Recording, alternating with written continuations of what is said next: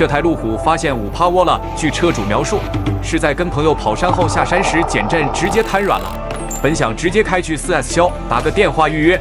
4S 说全换新等配件最少3天报价10万，朋友说他出一半，车主说不用，他刷视频时有了解过减震维修，得知我们可以高质量修复回去，于是直接开了过来。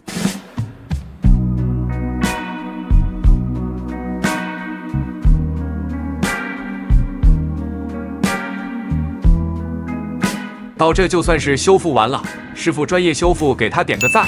我们这里效率快，价格低，质量还好。点个关注，收藏视频，以后有需要随时联系。